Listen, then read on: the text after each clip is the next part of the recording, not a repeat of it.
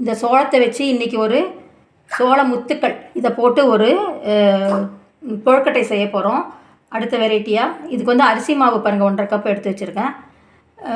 ஆக்சுவலாக வீட்லேயே களைஞ்சி ஓடத்தி நம்ம வீட்லேயே மிக்சிலேயே ரெடி பண்ண அரிசி மாவு தான் இது. ஃப்ரெஷ் அரிசி மாவு சோளமுத்து நம்ம எவ்வளோ வேணுமோ இவ்வளோ தேவைப்படாது. 1.5 கப்புக்கு 1 கப் அளவுக்கு இந்த கப் அளவுக்கு இது எடுத்துக்கலாம், பிரிச்சுட்டு எடுத்துக்கலாம். கொஞ்சம் சாட் மசாலா தூள் வேணும், மிளகுத்தூள், இதுக்கு காரமே வந்து மிளகுத்தூள் தான், வெண்ணெய், உப்பு இதெல்லாம் வச்சு கொஞ்சம் கொத்தமல்லி தழை இங்கே வச்சுருக்கேன். கொத்தமல்லி தழையும் சேர்த்துட்டு நம்ம இப்போ ஒரு கொழுக்கட்டை இதில் வந்து ரெடி பண்ணி செய்ய போகிறோம். வாங்க பார்க்கலாம். பானுமதி குரு கிச்சன் இன்றைக்கி வந்து நம்ம கொழுக்கட்டையில் இன்னொரு ஸ்பெஷல் சோளம் மக்காச்சோளம் இருக்குது இல்லைங்களா, அதை வச்சு நம்ம இன்றைக்கி ஒரு கொழுக்கட்டை பண்ண போகிறோம். இது வரைக்கும் ஒரு நல்ல ஆக்சுவலாக ராகி பன்னீர் வச்சு ஒரு கொழுக்கட்டை பண்ணோம். அதுக்கப்புறமா பிடி கொழுக்கட்டை பண்ணோம். இது நிலக்கடலை வேர்க்கடலை சேர்த்து ஒரு கார கொழுக்கட்டை பண்ணோம். இது மாதிரி பண்ணும்போது இது வந்து எல்லோரும் கொஞ்சம் வாட்ச் பண்ணுங்கள். இன்றைக்கி வந்து சோளமுத்து கொழுக்கட்டை பண்ண போகிறோம். பாருங்கள், இதுக்கு வந்து ஆக்சுவலாக எல்லாமே என்னென்ன வேணுன்றது வந்து நான் சொல்லியாச்சு. இப்போ நம்ம ஸ்டவ் பார்த்து வச்சுக்கலாம்.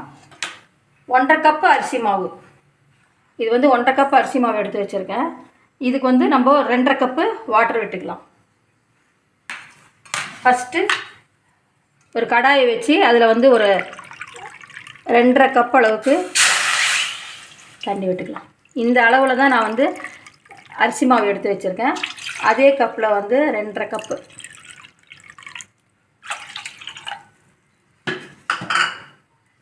அரிசி மாவு. இதில் வந்து கொஞ்சம் இதுக்கு எவ்வளோ வேணுமோ அவ்வளோ உப்பு. இந்த 1.5 கப் அரிசி மாவு 2.5 கப் தண்ணி, இதுக்கு எவ்வளோ வேணுமோ அவ்வளோ உப்பு சேர்த்துக்கலாம். ஒரு 1.5 டீஸ்பூன் உப்பு.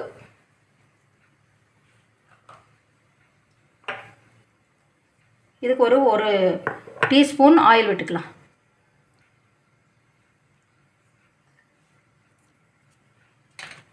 இது வந்து முக்கியமாக இது வந்து மிளகுத்தூள் வந்து ஒரு டீஸ்பூன் அளவுக்கு மிளகுத்தூள் இதில் எல்லாம் சேர்த்துடலாம். மிளகுத்தூள் இதில் சேர்த்துடலாம். இதுக்கு வந்து ஆக்சுவலாக காரம் வந்து மிளகுத்தூள் தான். மிளகுத்தூள் சேர்த்தாலே நல்ல ஒரு டேஸ்ட் கிடைக்கும். கொஞ்சம் சாட் மசாலா தூள், இது வந்து சாட் மசாலா. இதை வந்து நம்ம வந்து இதில் ஒரு ஸ்பூன் அளவுக்கு சாட் மசாலா சேர்த்துடலாம்.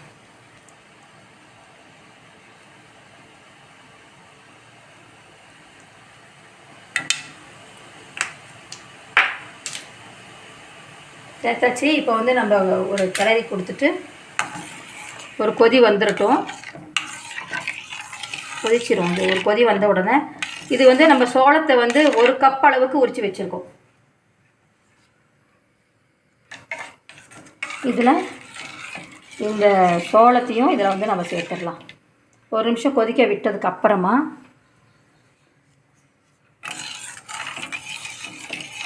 சோளமும் வந்து பிள்ளையாருக்கு ரொம்ப பிடிக்கும். அதனால தான் இந்த வெரைட்டி வந்து இதில் காமிச்சிட்ருக்கேன். இப்போது நம்ம பிள்ளையாருக்கு வந்து நம்ம சோளத்தை கூட நம்ம வைக்கலாம். எல்லாமே வைக்கிறோம் நம்ம இல்லைங்களா, அது மாதிரி இந்த சோளத்தை வச்சே நம்ம வந்து இதில் இந்த சோளத்தை வந்து இப்போது ஒரு கொதிக்க ஆரம்பிச்சிருக்கு.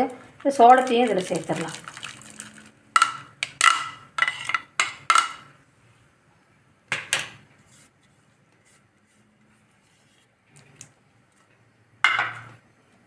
சோளம் சேர்த்தாச்சு. நல்லா ஒரு கொதி வரட்டும். இதுக்கு வந்து முக்கியமாக வெண்ணெய் எடுத்து வச்சுருக்கேன். இது வந்து லாஸ்ட்டில் தான் வெண்ணெய் சேர்க்க போகிறோம். வெண்ணெய் சேர்த்தா இந்த சோளமும் அரிசி மாவும் மிளகு சேர்ந்த இந்த ஒரு கொழுக்கட்டைக்கு வந்து வெண்ணெய் சேர்க்கும் போது ரொம்ப டேஸ்ட்டாக இருக்கும். இதை வந்து நம்ம லாஸ்ட்டில் தான் சேர்க்க போகிறோம். இது இப்போது கொத்தமல்லி இதில் சேர்த்துடலாம்.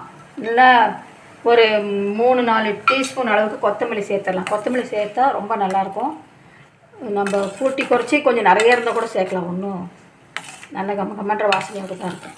இப்போ கொத்தமல்லி சேர்த்தாச்சு. இப்போ நெக்ஸ்ட்டு அரிசி மாவு சேர்க்க போகிறோம். கொஞ்சம் கொஞ்சமாக அரிசி மாவு சேர்த்து கொஞ்சம் ஸ்டவ் சின்னது பண்ணிவிட்டு இப்போ கொஞ்சம் கொஞ்சமாக அரிசி மாவு சேர்க்கலாம்.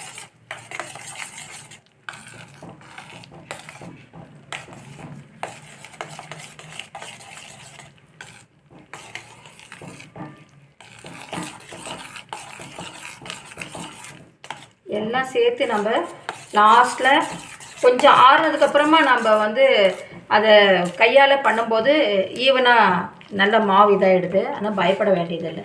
1.5 கப் மாவையும் சேர்த்தாச்சு இதில்.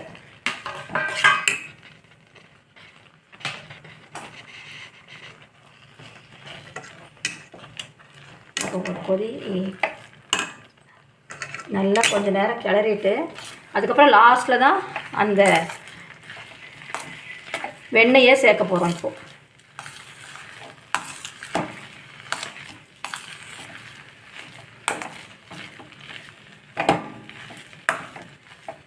ரொம்ப நல்லாயிருக்கு பாருங்கள், பார்க்குறதுக்கு எவ்வளோ நல்லாயிருக்கு. இப்போ வந்து பாருங்கள், எடுத்து வச்சுருக்கிற வெண்ணெயை இதில் நான் சேர்த்துட்றேன்.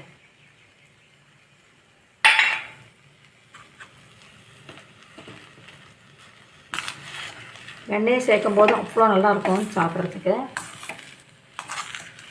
பாருங்கள், இதுவுமே பிள்ளையார் தைக்கிறதுக்கு அவ்வளோ நல்லாயிருக்கு. அவ்வளோ நல்லாயிருக்கு. கொத்தமல்லி எல்லாம் சேரும்போது இப்போ வந்து நம்ம ஓரளவுக்கு ஈவனாக ஸ்ப்ரெட் ஆகிடுச்சு. இப்போ திரும்பவும் ஆவியில் வச்சு வேக வைக்கிறதுனால இதை வந்து நம்ம ஸ்டவ் ஆஃப் பண்ணிடலாம். இதை நல்லா ஓரளவுக்கு ஆற விட்டுடலாம். இப்போ ஒரு 5 மினிட்ஸ் ஆற விட்டதுக்கப்புறமா இதை நம்ம ஆவியில் வச்சு வேக வச்சு எடுக்க போகிறோம். கொழுக்கட்டை மாவு நல்லா கொஞ்சம் சூடெல்லாம் கம்மியாகி நல்லா இருக்குங்க. பார்க்கறதுக்கு எவ்வளோ நல்லா இருக்குது. அந்த சோளமும் சேர்த்ததுனால அருமையாக இருக்குது. நம்ம என்ன பண்ணுறோம், இப்போது கொஞ்சம் கைக்கு எண்ணெய் தடவிக்கிறோம். லைட்டாக எண்ணெய் இந்த மாதிரி தடவிட்டு கொஞ்சம் கொஞ்சமாக எடுத்து நம்மளுக்கு எப்படி வேணுமோ அப்படி. ஆக்சுவலாக இப்படி வைக்கும்போது தான் நம்மளுக்கு நல்ல வேகிறதுக்கு நல்லா இருக்கிறதுனால தான் பழைய காலத்தில் வந்து இந்த மாதிரி அதை வந்து சூப்பராக இருக்குது பாருங்கள். நல்லா அருமையாக வருது. நம்ம சைஸ் சின்னது வேணால் சின்னது வச்சுக்க வேண்டியது தான். கொஞ்சம் சாப்பிடும்போது ரொம்ப நல்லாயிருக்கும். இது வந்து 2 தட்டுலையுமே ஆக்சுவலாக எண்ணெய் தடவி வச்சுருக்கேன். அங்கே தண்ணி ஹீட் பண்ணிகிட்ருக்கேன். இட்லி பாத்திரம் வச்சு அதில் வந்து தண்ணி வந்து சூடாகிட்டுருக்கு. அது கொதிக்கும் போது நம்ம வச்சுட்டு கரெக்டாக ஒரு 10 மினிட்ஸ் விட்டுட்டு எடுத்தோம்னாக்கா அருமையாக ரெடியாக இருக்கும். இது மாதிரி எல்லாமே இது மாதிரி செஞ்சு வச்சுக்கலாம். தண்ணி கொதிச்சிட்ருக்கு. ஒரு 2 நிமிஷம் முன்னாடியே இங்கே பாருங்கள், இதில் சூப்பராக எல்லாம் அடுக்கியாச்சு. கொழுக்கட்டையெல்லாம் இதை அடுக்கியாச்சு. இப்போ இதுக்குள்ளே வச்சுட்டு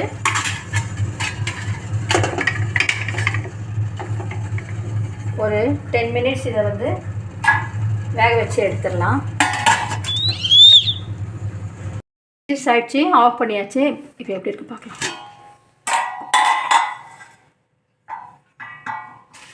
வெளியே எடுத்து பார்க்கலாம் வாங்க. அருமையாக சூப்பராக ரெடியாக இருக்குது. நல்லா வெந்திருக்கு பாருங்கள். சூடாக இருக்கு.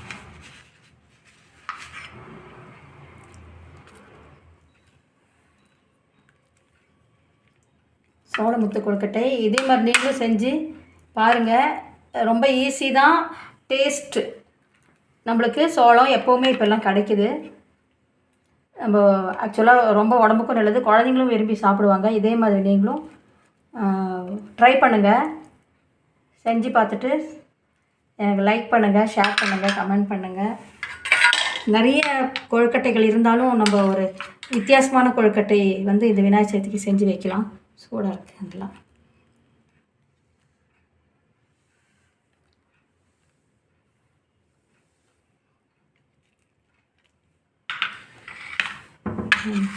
இன்னும் இருக்குது. எவ்வளோ ஆயிருக்கு பாருங்கள். 1.5 கப்பு மாவுக்கு நிறைய இருக்குது கொழுக்கட்டை. நல்லா தாராளமாக 3 பேர் சாப்பிட்லாம். ஷேர் பண்ணுங்கள், ஃப்ரெண்ட்ஸ்க்கு ஷேர் பண்ணுங்கள். சப்ஸ்கிரைப் பண்ணுங்கள். சப்ஸ்கிரைப் பண்ணாதவங்க சப்ஸ்கிரைப் பண்ணுங்கள். சப்ஸ்கிரைப் பண்ணவங்க ஒரு லைக் கொடுங்க. ஏற்கனவே சப்ஸ்கிரைப் நிறைய பேர் பண்ணியிருக்கீங்க. அவங்க வந்து கண்டிப்பாக இதை பார்ப்பீங்க. கண்டிப்பாக பாருங்கள். பார்த்துட்டு ஒரு லைக் பண்ணுங்கள். பெல் பட்டன் ப்ரெஸ் பண்ணுங்கள். ஆல்ட்ரு ஆப்ஷன்லேயும் ப்ரெஸ் பண்ணால் தான் நம்ம போடக்கூடிய வீடியோக்கள் நோட்டிஃபிகேஷனில் வரும். தேங்க்ஸ் ஃபார் வாட்சிங்.